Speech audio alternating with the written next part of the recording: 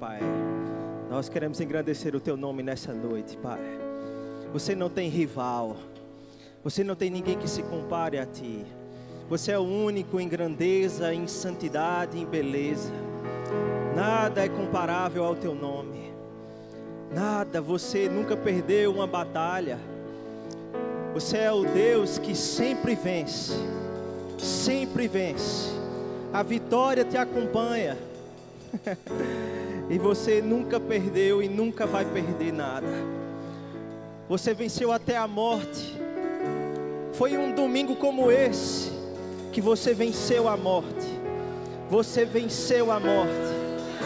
E quando você chegou lá, você entregou para Deus um sacrifício puro, santo e agradável. As testemunhas estiveram no teu túmulo e constataram: Ele não está mais lá. Ele não está mais lá.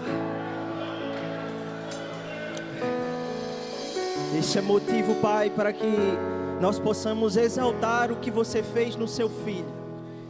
Isso é motivo, Pai, para que nós possamos levantar as nossas mãos e dar graças a Ti, porque você decidiu fazer com que o seu Filho morresse a nossa morte. Jesus morreu a nossa morte. Jesus enfrentou o nosso flagelo, o nosso pecado e a nossa dor. Ele nos livrou do peso e daquilo que era mortal. Como Ele mesmo disse, que iria ressuscitar. Ele enfrentou tudo isso e ressurgiu ao terceiro dia.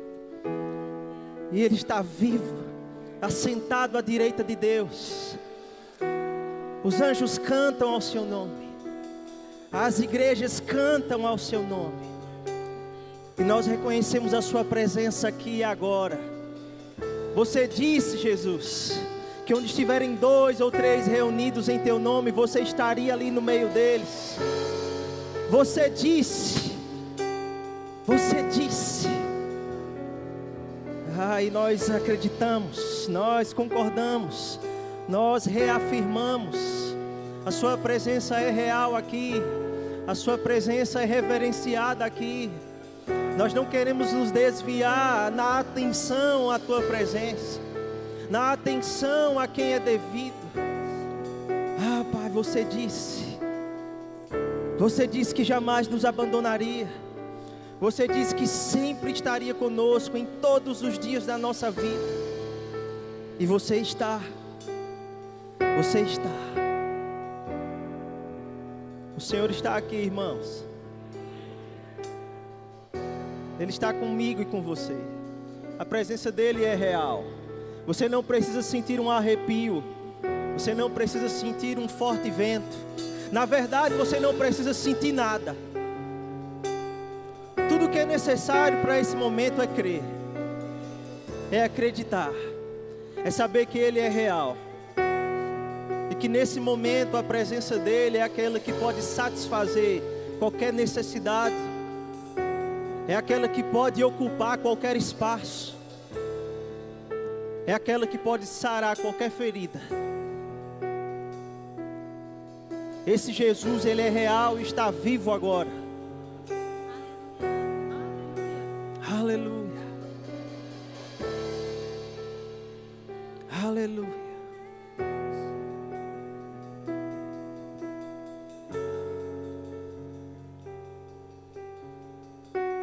Tem uma pessoa que entrou aqui nesse lugar hoje com depressão. E Jesus está dizendo para você: eu nunca te deixei, nunca te abandonei. Você não precisa carregar esse sentimento, essa dor e essa culpa. O meu fardo é leve. O meu fardo é suave.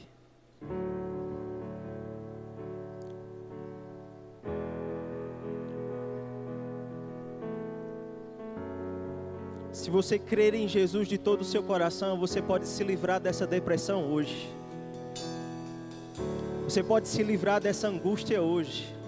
E todo esse peso vai embora. E vai dar espaço para a alegria.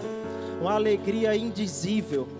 uma alegria que nenhum homem ou mulher no mundo pode te dar, nem dinheiro, nem bens, nem riquezas.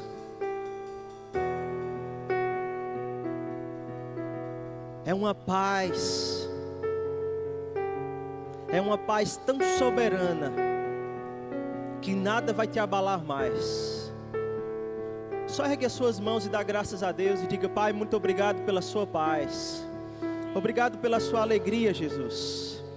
Obrigado por todo o medo indo embora, por toda a pressão indo embora. Obrigado por todo o sentimento que está tentando puxar para dentro de um buraco, saindo hoje em nome de Jesus. Em nome de Jesus, eu dou uma ordem agora a toda a influência de Satanás na sua vida. Saindo agora todo o pensamento. Em nome de Jesus. Aleluia. Deus é bom, irmão. Você pode sentar um pouco. Glória a Deus. Obrigado, gente. Vocês foram excelentes. Parabéns. Glória a Deus. Muito boa noite, queridos. Que prazer ter você aqui, congregando conosco. Ver o seu rostinho. Muito nos empolga, viu? A gente está muito feliz em ver você aqui. Eu quero que você saiba que você está no melhor lugar que você poderia estar hoje. Amém? Esse é o melhor lugar que você poderia ter escolhido estar. E nós, como família Verbo da Vida Distrito, estamos felizes por ter você aqui conosco para cultuar a Deus. Nessa noite eu vou falar um pouco para vocês sobre o papel da testemunha. O que é ser uma testemunha de Cristo e qual o papel disso. Mas antes eu queria abrir essa mensagem falando para você sobre duas histórias. A primeira aconteceu na década de 70, quando o presidente Nixon dos Estados Unidos, ele foi encontrado após uma investigação, onde ele havia espionado os seus adversários políticos, e ele foi descoberto nessa prática e precisou ser impeachmentado do seu cargo, da posição que ele ocupava. Mas o que é mais interessante nessa história é que uma das pessoas que trabalhavam no seu gabinete, chamado John Dean, esse homem, ele era o assessor da Casa Branca, ele era um conselheiro do presidente Nixon. E a história descreve que esse homem, ele não pôde sustentar aquela mentira por muito tempo. Porque a investigação estava rolando, as pessoas estavam pressionando algumas pessoas que conviviam no gabinete do presidente. E aquele homem teve que expor o fato ocorrido, porque aquela investigação poderia trazer até mesmo prejuízo para ele. E como nós conhecemos hoje como delação premiada, ele fez uma delação premiada em troca de alguns benefícios. Ele fez uma delação em troca de receber uma certa imunidade sobre aquela investigação. E por causa disso, aquele presidente foi deposto. Tem um outro caso também de Lance Armstrong. Esse homem, ele ganhou uma corrida de ciclismo por 7 anos consecutivos na França. E é interessante notar que começaram a perguntar para ele qual o segredo do seu sucesso, qual o segredo do seu sucesso, qual o segredo do seu sucesso. E ele sempre repetia que era a dedicação, o trabalho duro e a maneira como ele se comportava enquanto atleta. Mas os anos foram passando e ele não pôde sustentar aquela mentira. E logo foi descoberto que Lance era alguém que usava substâncias proibidas no esporte. Foi pego no exame antidoping e perdeu aquelas credenciais que ele tinha ganhado como um super atleta. Em um programa de TV, ele confessou ter usado aquelas substâncias, perdendo seus títulos e os seus patrocínios. Uma testemunha, irmãos, é alguém que está diante de um fato. É alguém que pode averiguar uma causa. é alguém que está de perto vivendo uma questão, que pode falar com conhecimento de causa, porque estava presente. E é interessante nessas histórias, irmãos, que elas se relacionam porque alguém não pôde sustentar uma mentira. E eu não sei se você já ouviu aquele ditado que mentira tem perna curta. Quem já viu? Então, pensando sobre isso, eu queria que você abrisse a sua Bíblia agora em Tito capítulo 1, verso 10.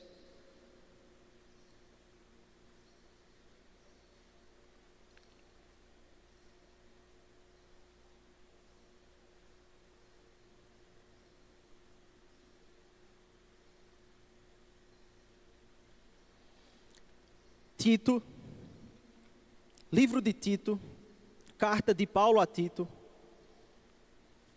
no capítulo 1, versículo 10. A Bíblia diz: pois há muitos rebeldes que promovem conversas inúteis e enganam as pessoas. Refiro-me especialmente àqueles que insistem na necessidade da circuncisão. É preciso fazê-los calar, pois com seus ensinamentos falsos, têm desviado famílias inteiras da verdade. Sua motivação é obter lucro desonesto.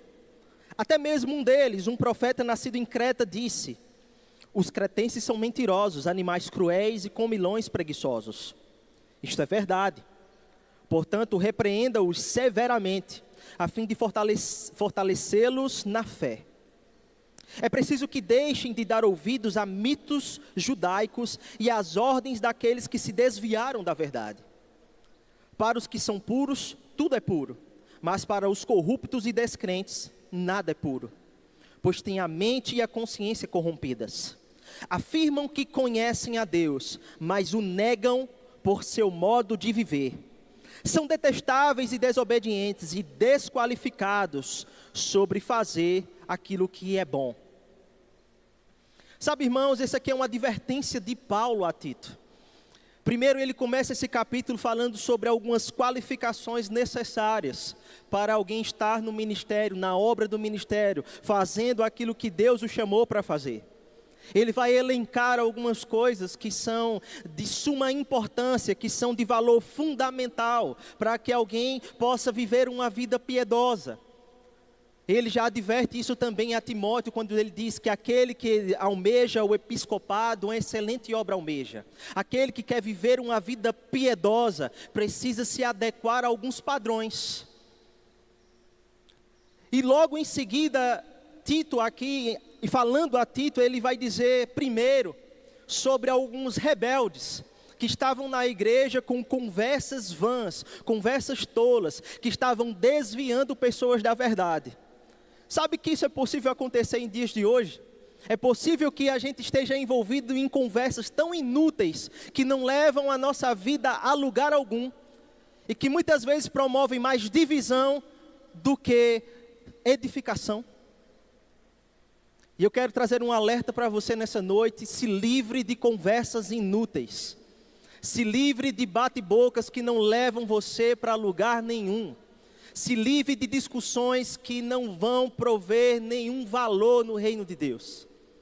Você não foi chamado para discutir, você foi chamado para edificar. Você está comigo? Ele diz que por causa de práticas como essa, famílias inteiras se desviaram do Evangelho. Famílias inteiras saíram da igreja, saíram da comunhão dos santos, porque ouviram algumas fábulas, algumas coisas erradas, alguns falsos ensinamentos. E em tempos como esse, nós também precisamos estar atentos, irmãos, a falsos ensinamentos, porque se existe o falso, existe o verdadeiro. Você está comigo? E se existe algo que é verdadeiro e genuíno, nós precisamos prestar atenção e nos especializar nisso. Porque como um agente bancário que se especializa em uma nota verdadeira, ele não precisa ficar olhando o que as falsas têm a dizer. Ele só precisa conhecer a verdadeira. Quem conhece a verdade não precisa ficar procurando a mentira. Quando vê a mentira, você já vai saber. Quando vê aquilo que não é de Deus, você já vai detectar, vai ser fácil descobrir, vai ser fácil saber quando é de Deus e quando não é. Porque a prática da verdade, a prática daquilo que é verdadeiro vai estar forte no coração. Você está comigo? E aí ele traz no final do versículo, no final desse texto que acabamos de ler, no versículo 16, uma afirmação importante. Ele diz que esses homens afirmam conhecer a Deus, mas o negam com as suas práticas. O que é isso? É falsa profissão de fé. É quando alguém professa, é quando alguém diz com seus lábios: eu sou crente, eu sou cristão, eu sirvo a Deus, eu sou um servo de Deus, mas a sua vida e as suas práticas estão indo para um outro caminho. E esse alerta, irmãos, serve para nós também hoje. Para tomarmos cuidado, irmãos, para que aquilo que nós estamos fazendo não venha a envergonhar o Evangelho. Deus me livre de ser crente como fulano. Misericórdia. Crente tem que ser crente de verdade, irmão. Tem que ter jeito de crente, cheiro de crente, conversa de crente. Como é que se cheira como um crente?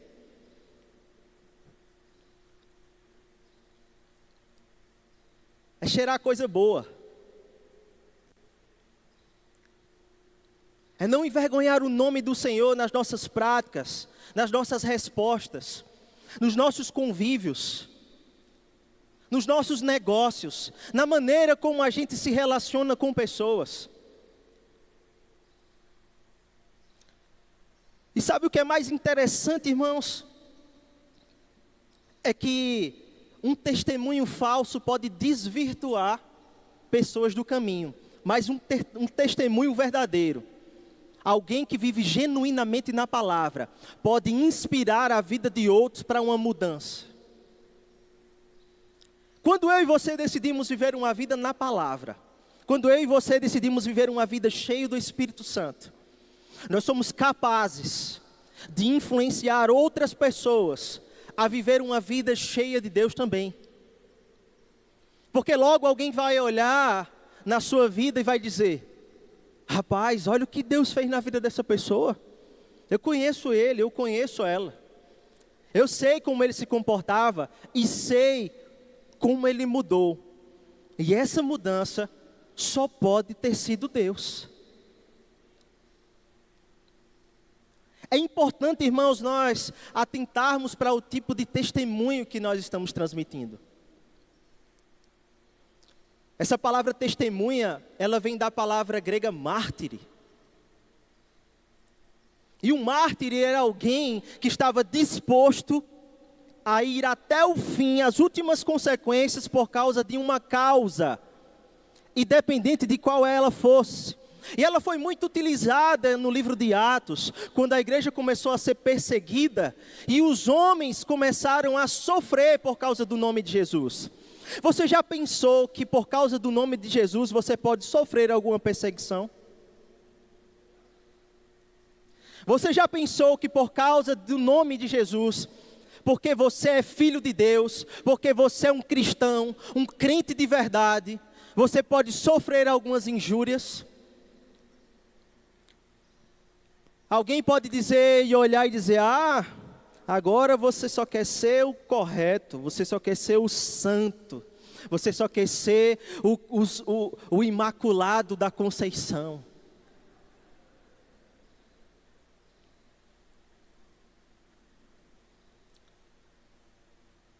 E aí de repente você está envolvido em um ambiente de trabalho e um chefe vai e diz: ei, coloca aí no relatório uma informação assim, assim, que não tem a ver com a que é verdade. Aí você diz: não, porque eu não posso mentir.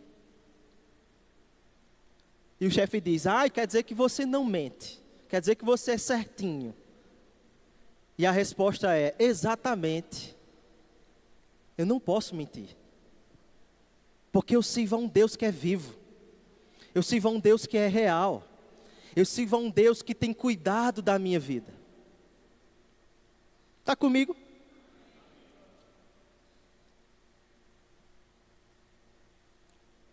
Ou de repente você está em um lugar e alguém deixa cair R$ 10 ou R$ 100. E você olha assim, aquela nota de R$ 100, começa a paquerar com ela. Rapaz, feriadão chegando, estava precisando dar um pulinho lá em João Pessoa.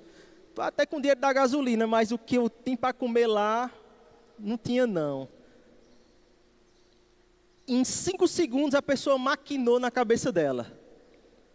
Esses R$ 100 ia dar um bom almoço. Rapaz, poderia até servir até o lanche. Mas eu não posso ficar com ele porque ele não é meu. E aí aquele pensamento vem, deixa de ser besta, ninguém viu. Não vai fazer falta para essa pessoa.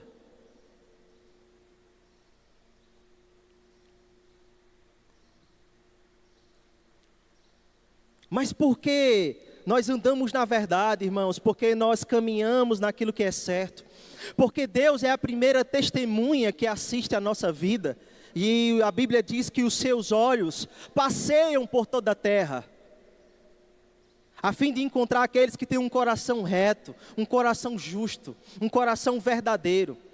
Às vezes tem pessoas que não sabem porque não estão prosperando na vida, ou porque coisas não estão dando certo. E às vezes, irmãos, preste atenção, às vezes pode ser uma colheita sobre uma prática errada.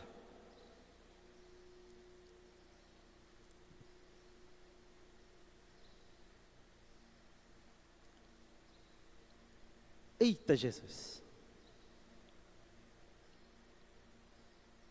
Nós precisamos observar, irmãos, que Deus ele está sempre vendo o que nós estamos fazendo, independente de onde nós estamos. Independente se alguém está vendo ou não. Ah, mas Deus me ama, Deus perdoa. Sim, Deus é amor, Ele perdoa quando há um coração sincero e contrito. Porque também a Deus ninguém engana. Você está comigo? Não há como fugir dos olhos de Deus. Se subir no mais alto monte, lá Ele está. Se descer no mais profundo abismo, lá Ele também está. Para onde eu vou fugir dos olhos de Deus? Para onde eu me ausentarei da sua presença? A presença e os olhos de Deus, irmãos, estão presentes em todos os lugares, porque Deus, além de onipresente, Ele é onisciente. Ele sabe de tudo, irmão. Não há como fingir, não há como escapar. Mas nós podemos usar isso ao nosso favor, em agradá-lo. A Bíblia fala nos livros de Salmos, que antes mesmo que a palavra se formasse na minha língua, Senhor, você já sabia. Antes mesmo que a palavra saísse pela minha boca, você já conhece o que eu vou dizer. Porque Deus sonda a intenção do coração, irmão. Ah, eu estou pegando esses R$ 100 aqui, mas Deus sabe que eu não sou ruim. Que isso? Misericórdia.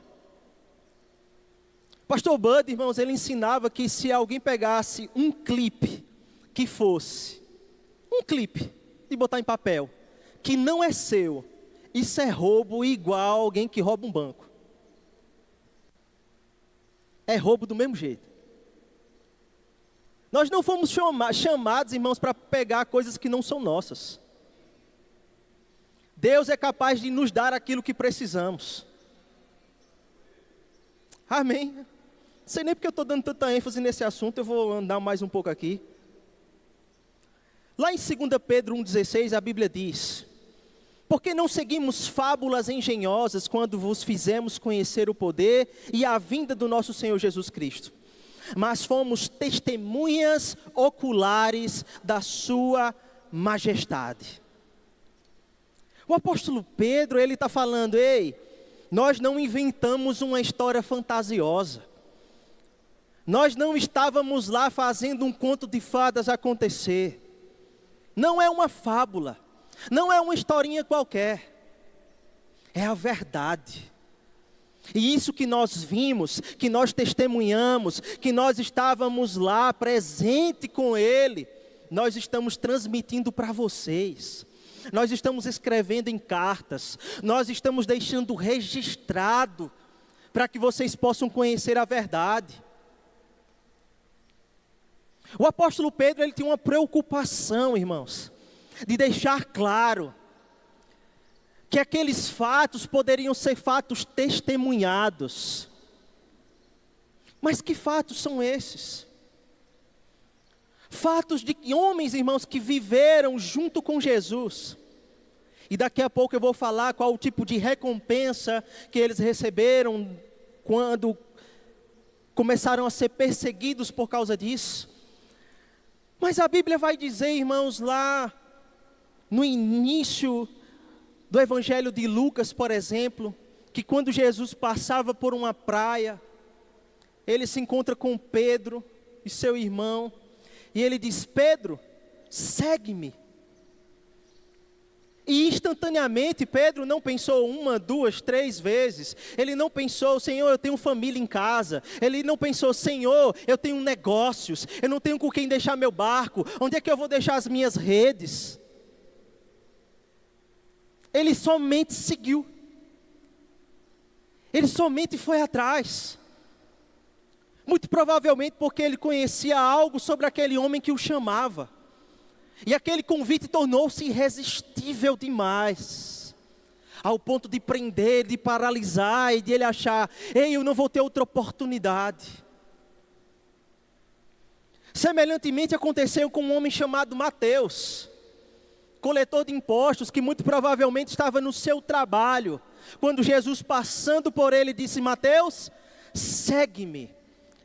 Era um homem que tinha um bom trabalho naquela época. Ser um coletor de impostos trazia alguns benefícios diante do Império Romano. Tinha um bom salário, dava uma condição boa, com roupas, comida, boa moradia. Mas parece que nada disso valia tanto a pena se comparado àquele convite vindo da parte de Jesus.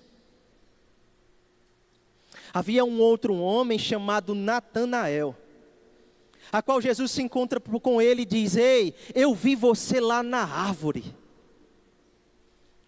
Eu vi você quando você começou a falar a Deus. Quando você falava sozinho no seu íntimo. E eu sei que para muitos aqui, isso poderia se aplicar dizendo assim: eu vi você lá no seu quarto, nas suas lágrimas, no seu choro. Eu vi você quando você se sentia sozinho, quando você se sentia desamparado. Eu vi você lá.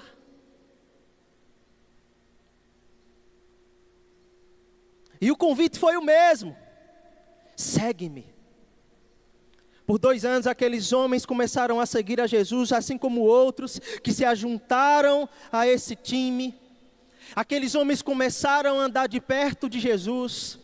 Passaram 2 anos aprendendo os ensinamentos que marcariam as suas vidas profundamente. Não eram ensinamentos que você poderia aprender numa faculdade. Não eram ensinamentos que você poderia aprender com um profissional. Eram palavras que ninguém dizia naquela época. Eram palavras sem igual. Não tinha ninguém que falasse igual a esse homem. Não tinha ninguém que pudesse vencê-lo em um discurso. Ele era tão persuasivo, ele era tão cheio de convicção. E não somente isso, ele manifestava poder. Que aqueles homens, eles não tinham outra escolha. Ao ponto de que alguns começaram a duvidar, e no meio de perseguições e muitas vezes de falta, alguns começaram a deixar Jesus, e Jesus olha para os discípulos e pergunta: e vocês? Por que vocês não vão embora? E esse mesmo Pedro que um dia abandonou as suas redes e o seu barco, ele disse: para onde? Para onde nós vamos? Para onde nós podemos ir? Para que lugar? Se só você tem as palavras de vida eterna. Só você, Jesus. Não tem homem que se compare nessa terra. Não tem ensinamento nesse mundo que chegue perto do que você é capaz de ensinar. Você fala com alguém que tem autoridade. Você fala com alguém que é tão dotado de autoridade que parece que se submete. Os ventos obedecem, o mar obedece. Até os peixes.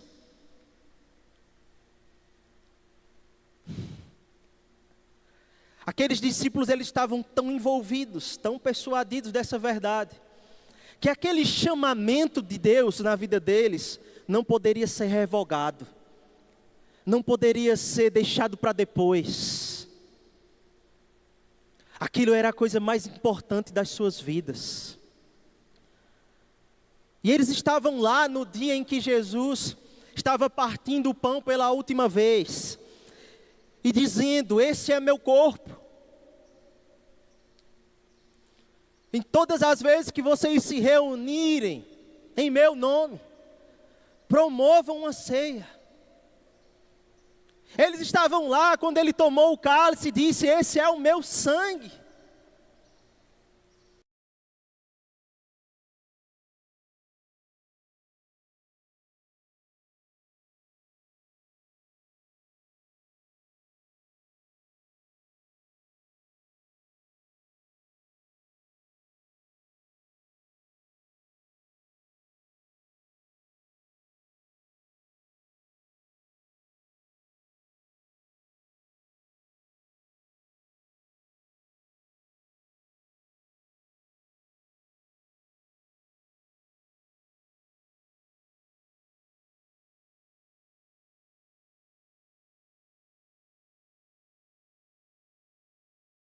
Sangue escorria. Eles estavam lá quando cuspiram no seu rosto. Eles estavam lá quando as vidas estavam abertas. Eles estavam lá, irmãos, quando uma coroa de espinhos foi colocada na sua cabeça. E aquele homem foi pregado numa cruz, em um monte chamado Gólgota. O monte da morte, o Calvário. Sim, eles estavam lá. Quando o galo cantou pela terceira vez, um deles quis desistir.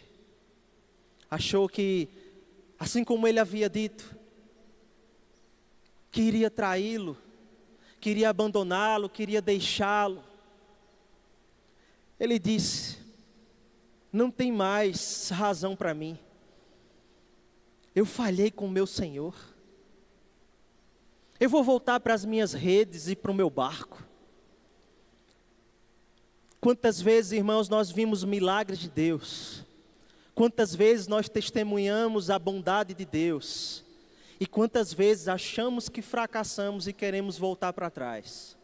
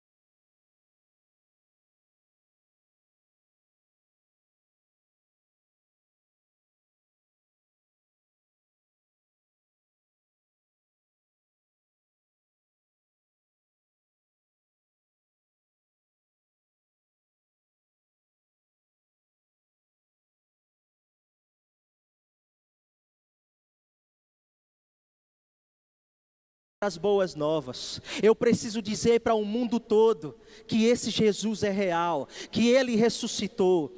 Sabe o que aconteceu? Tomé, ele foi levado até a Índia. E Tomé, ele morreu pregando o Evangelho. Sabe como Tomé morreu? Foi morto com lanças. Um homem que antes duvidava, agora morreu pela fé. Pedro, um homem que deixou suas redes e o seu barco para seguir ao Mestre, que era tempestuoso, que cortou uma orelha de um soldado. Sim, quem era Pedro? Mas quem era eu? Quem era você, bênção?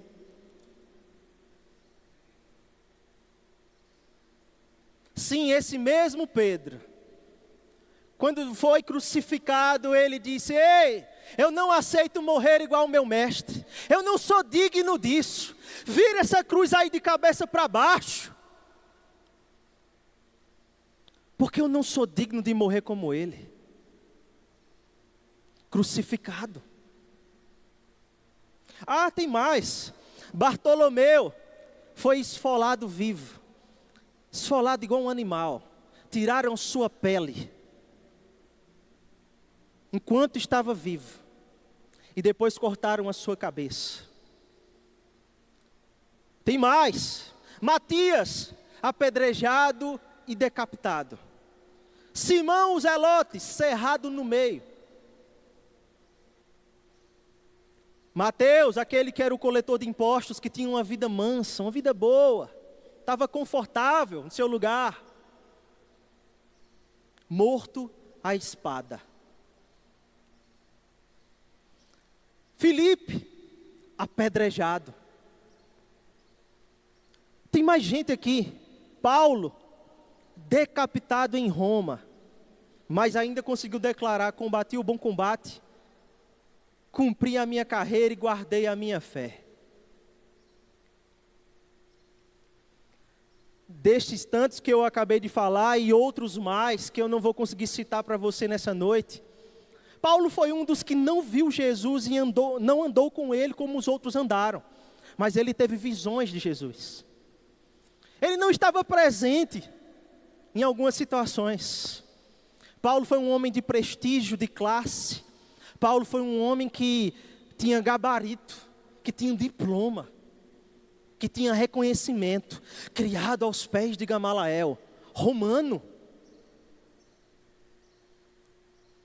O homem era diferenciado, mas decidiu que tudo isso não valia de nada, era puro esterco, se comparado às revelações.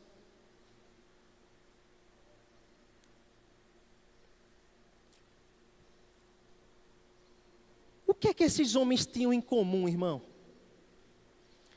O que será que mexeu com a vida deles? O que será que marcou a vida dessas pessoas? Em ser uma testemunha. O que é que eles ganharam com isso? Às vezes, estamos vindo à igreja e fazendo orações a Deus com o sentimento de que: Deus, se eu te der isso, o que é que eu ganho em troca? Se eu sair do meu conforto, se eu me sacrificar um pouco mais, se eu me doar para algo nesse lugar, o que será que eu posso ganhar em troca, Jesus? Será que você pode me abençoar, me dar um carro, uma casa, um casamento, um bom emprego? Que seja.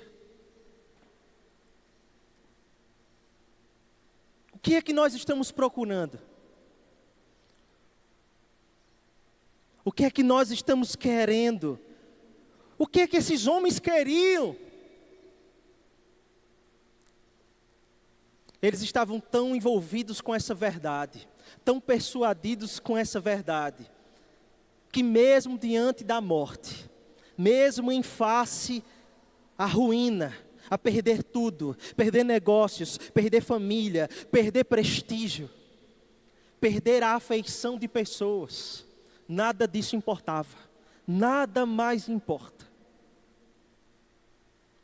Nada disso tem valor. Simplesmente porque eles queriam seguir a esse mestre, aos ensinamentos dele, à vida dele.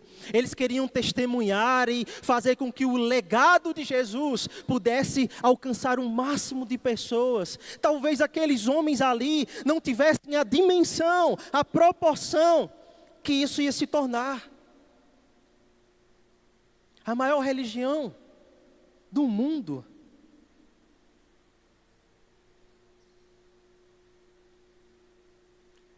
Que começou com o preço de sangue de pessoas.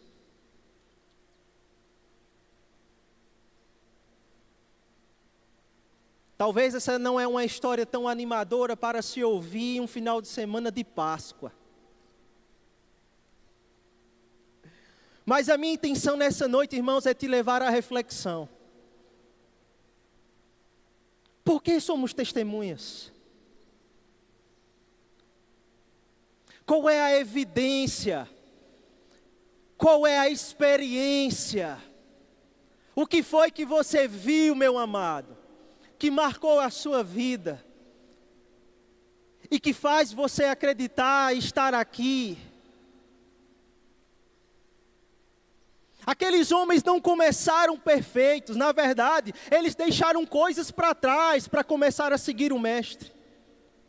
De semelhante modo, não espere que no dia que você decidir caminhar com Jesus, que alguém vai esperar a perfeição da sua parte. Igreja não é lugar de perfeição, mas de conserto.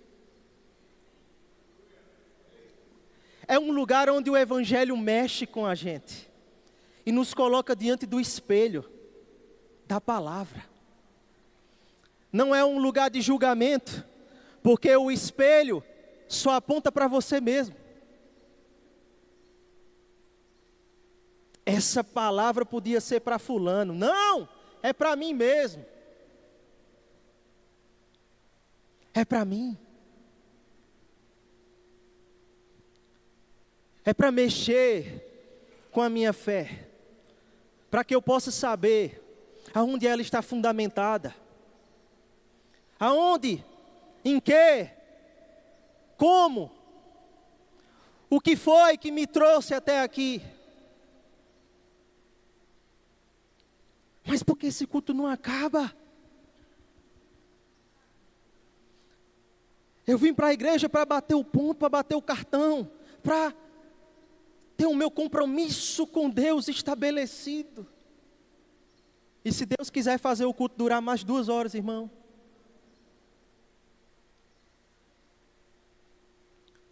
eu vim para o culto para cultuar a Deus, para dar um culto a Deus. Eu vim para um culto onde o nome dele vai ser glorificado e exaltado. E aquilo que eu preciso aprender e mudar está sendo refletido, para que eu possa olhar a palavra, olhar a minha vida, olhar a palavra, olhar a minha vida. Uma vez eu ouvi alguém dizer: pregar sobre fé de novo. Se pregar de novo, é porque a gente está precisando. Mas eu já ouvi sobre esse assunto, mas se está ouvindo de novo, é porque está precisando. É porque é necessário. É porque a gente precisa crescer em um nível maior.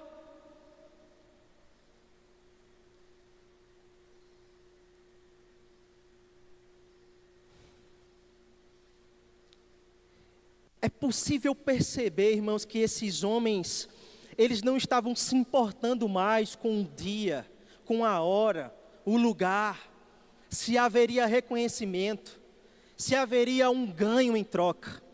É possível perceber, irmãos, que aquela experiência era a melhor possível, era algo que marcava suas vidas, e eu vou dizer, não era algo que tirava sorriso o tempo todo. Porque tinha horas que Jesus dizia: aquele que quer ser maior é aquele que tem que servir a todos. Senhor, deixa que o meu filho se assente do seu lado, um à direita e o outro à esquerda. Aquele que quer ser grande, sirva.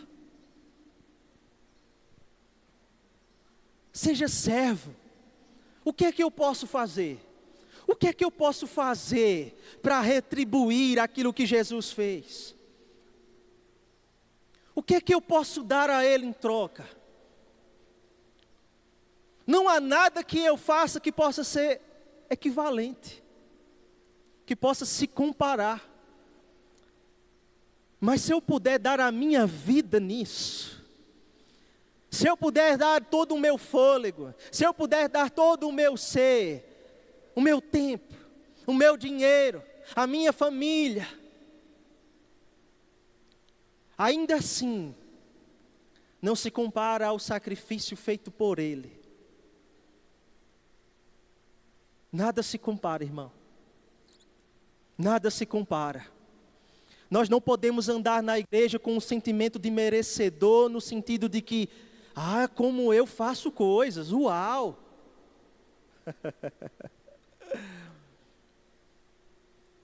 Ele nos tornou merecedores na palavra. Ele nos tornou dignos de sermos chamados filhos de Deus. Mas isso não é para empinar o nosso nariz e trazer algum tipo de pompa, mas é para nos colocar em uma condição de servos e testemunhas. Testemunhar com verdade, testemunhar com clareza. Ser a testemunha que não vai se importar qual o lugar, a hora, o motivo, que não vai se importar sobre o que é que está ganhando em troca. Qual o reconhecimento? Eu faço tanto nesse lugar e ninguém me reconhece. Esse sentimento, irmãos, que esses homens carregavam, era tão visceral. Ele consumia tanto a vida daqueles homens, que eles não podiam fazer mais outra coisa. Tudo o que eles faziam depois disso, era como um paliativo, um complemento, sobre aquilo que era mais importante e fundamental. Paulo foi chamado de fazedor de tendas, mas ele disse: eu sou um pregador do Evangelho, apóstolo, chamado pela graça de Deus. Você pode ser um sapateiro, você pode ser um médico, você pode ser até um astronauta se você quiser.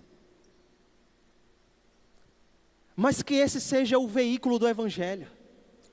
Que esse seja só um caminho, um pretexto, uma maneira de você poder anunciar a Jesus. Uma maneira de você poder dizer que em um domingo Ele ressuscitou.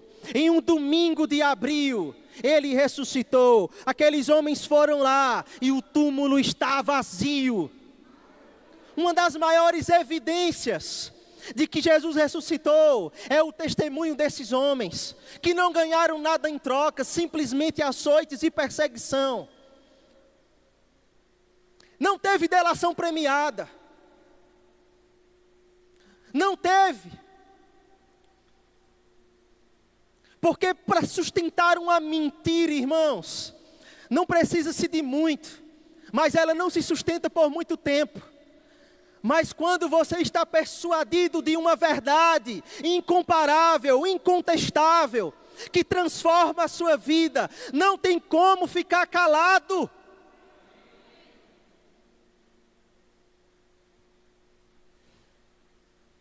Eu não posso me calar. Eu não posso me conter. Quem chegar perto de mim vai ouvir sobre esse Jesus. Quem se aproximar de mim vai ouvir sobre esse grande Salvador, que decidiu dar a sua vida, seja dentro da minha casa, no trabalho, na faculdade, na escola, na rua. Você não precisa falar tanto, mas o teu jeito, o teu comportamento vai comunicar em quem você tem crido. O procedimento do Filho de Deus é diferente. Tem que haver uma diferença, irmão, sobre aquele que serve a Deus e aquele que não serve. Tem que haver uma evidência. As pessoas têm que olhar para nós e dizer: aí vai um filho de Deus, aí vai um crente que não mente, aí vai um homem cheio do Espírito Santo e da palavra, que quando ele coloca suas mãos, cura se manifesta. Eu gosto de negociar com você, porque você é verdadeiro, porque você não rouba.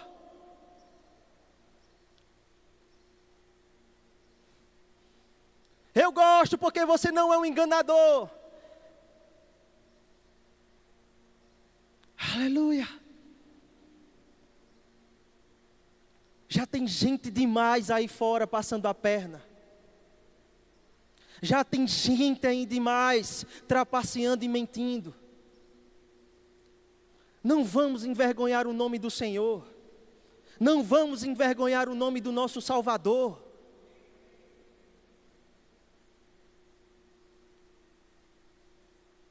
Já tem gente demais com ódio no coração.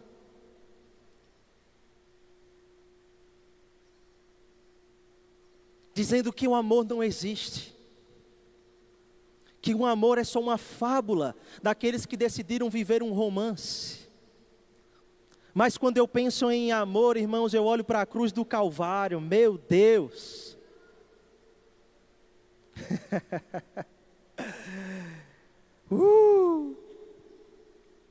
E a cruz, ela é um símbolo de libertação, mas o túmulo é o símbolo da vitória.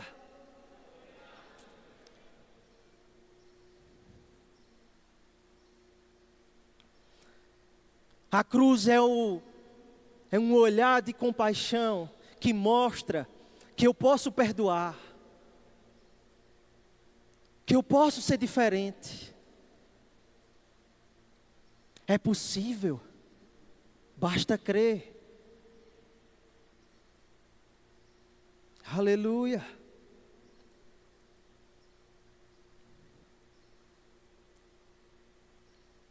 Talvez fique mais fácil encerrar essa mensagem se eu chamar o grupo de música.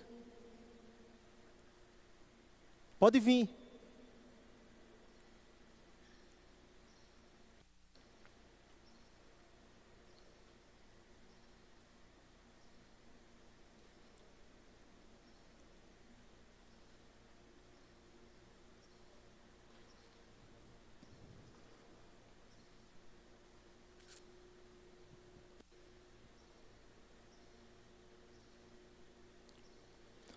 Um dos caminhos onde a palavra de Deus começa a operar na nossa vida, irmãos, é por meio do perdão.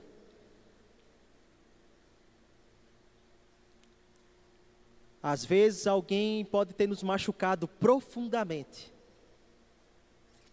E eu não quero anular aqui a razão de ninguém. Mas esteja ciente sobre a necessidade do perdão. Em Marcos 11, 23, a Bíblia vai dizer sobre o poder da fé. Mas logo no versículo 24, ele vai atrelar o poder da fé ao amor e ao perdão.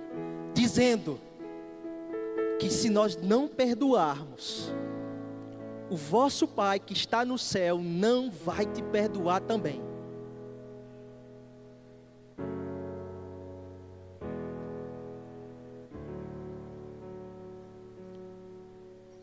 Nesse domingo de Páscoa, ser uma testemunha é rasgar a sua razão para deixar o perdão falar mais alto. Em um domingo de Páscoa, celebrar a vitória do nosso Jesus é dizer: não, eu não quero viver mais essa vida. Isso não faz mais parte de quem eu sou. Isso não faz mais parte da minha trajetória. Domingo de Páscoa é nova vida. Domingo de Páscoa, irmãos, é túmulo vazio. E a vitória de Jesus, irmãos, não é nós entrarmos na igreja e dizermos somos crentes, mas a nossa vida não mudar. E eu não estou falando sobre uma mudança radical. Às vezes são processos, às vezes vai ser progressivamente, um passo de cada vez, mas existe uma vontade, existe uma intenção de não querer permanecer mais do jeito que estava.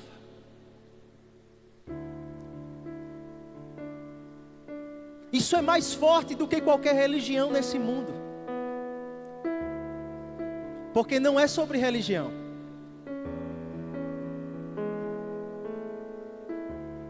é sobre um estilo de vida, uma maneira de se comportar, uma maneira para viver, deixando para trás frustrações, deixando para trás os medos, as limitações, para olhar firmemente para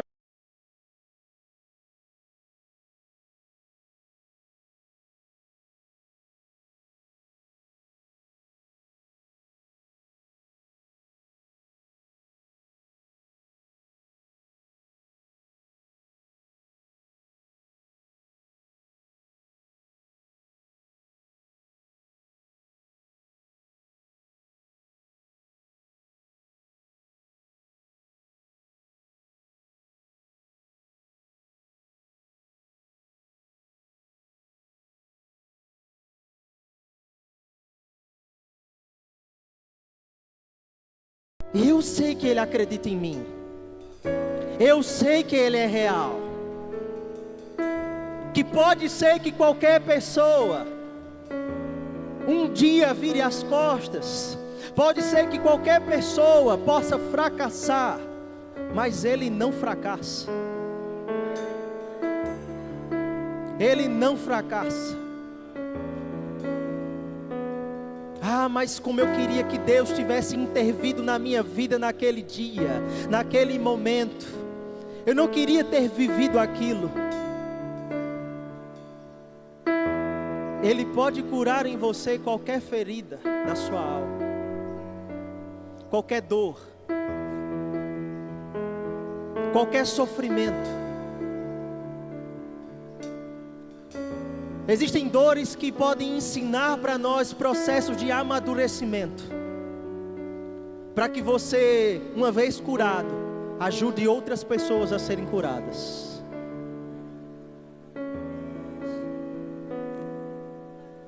Nas áreas que Satanás machucou, nas áreas que o diabo mais mexeu, eu declaro sobre a sua vida hoje, que serão áreas que vão refletir a glória de Deus.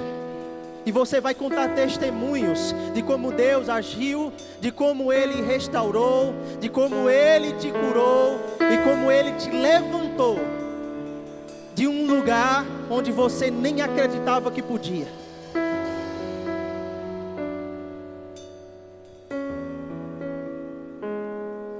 Sentimento de inferioridade, incapacidade, sentimento de não me acho digno. Eu não acho que eu mereço.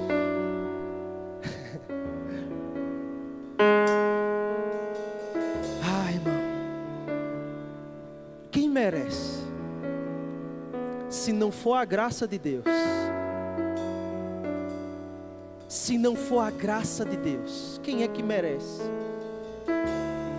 Nós estamos aqui para levantar mãos santas, para dizer ao nosso Salvador e Redentor: muito obrigado, muito obrigado. Eu consigo me livrar desses pesos, eu consigo me livrar dessas aflições, para prosseguir. E quanto mais você agradece, quanto mais você se expõe, mais fácil fica. Eu perdoo, eu amo, eu deixo passar, eu deixo essa incapacidade de lado, para tentar mais uma vez, para errar de novo. Às vezes vai errar de novo, mas Deus vai te ajudar.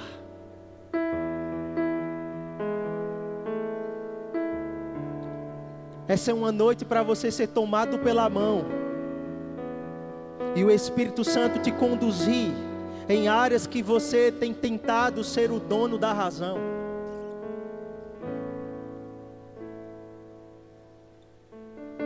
Tem tentado resolver da sua forma, do seu jeito.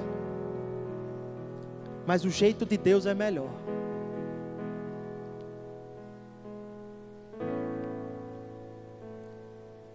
Eu gostaria de fazer esse compromisso com Deus. Eu gostaria de dar um passo. Eu gostaria de não me sentir tão condenado. Eu gostaria de sair daqui mais aliviado hoje. Domingo de Páscoa. Eu gostaria de ter esse relacionamento mais próximo com Deus. Pois bem, essa noite é para você. Que Jesus está falando forte no seu coração. Você sente um calor ardente. É como aqueles discípulos que não puderam resistir a um convite. Eu te faço um convite hoje. Não sou Deus, não sou Jesus, mas Jesus está aqui. E em nome dEle, eu te faço um convite hoje. Para que você diga o que você nunca disse antes. Jesus, eu quero ter uma aliança contigo. Quero que você seja meu Senhor e Salvador. Tem alguém aqui que quer fazer isso hoje? Se tiver, levante sua mão. Eu gostaria de orar com você. Tem alguém?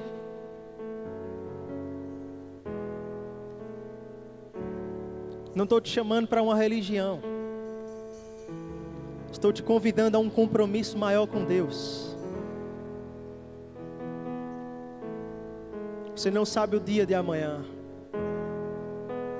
Você não sabe se terá outra oportunidade. Tem alguém que precisa fazer isso essa noite? Aleluia. Ao final desse culto, se você desejar, nós vamos estar aqui no final. E você pode nos procurar, para que a gente possa orar com você juntos. Mas eu gostaria ainda de conhecer se tem alguém que precisa de oração para cura. Se você entrou nesse lugar com algum sintoma de enfermidade nessa noite, fique de pé, para que a gente possa orar por você.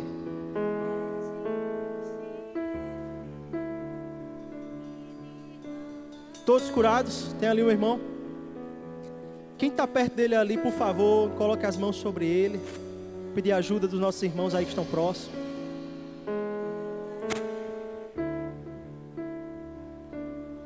Aleluia, obrigado pela tua palavra, Jesus. Declaramos cura sobre o corpo dele agora. Toda enfermidade, toda doença, todo sintoma, nós declaramos saindo do corpo dele agora no nome de Jesus, batendo em retirada agora. Livre de todo mal. Livre para a honra e glória do nome do Senhor. Amém. Aleluia. Tem alguém que deseja receber o batismo com o Espírito Santo na evidência bíblica de falar em outras línguas?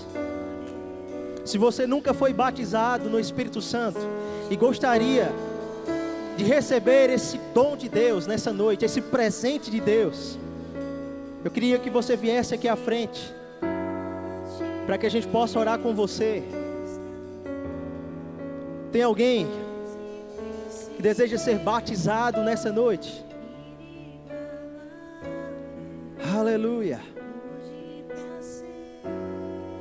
Todos salvos, agora curados e batizados. Glória a Deus. Você recebeu a palavra nessa noite? Que bênção, meu irmão. Vamos praticá-la.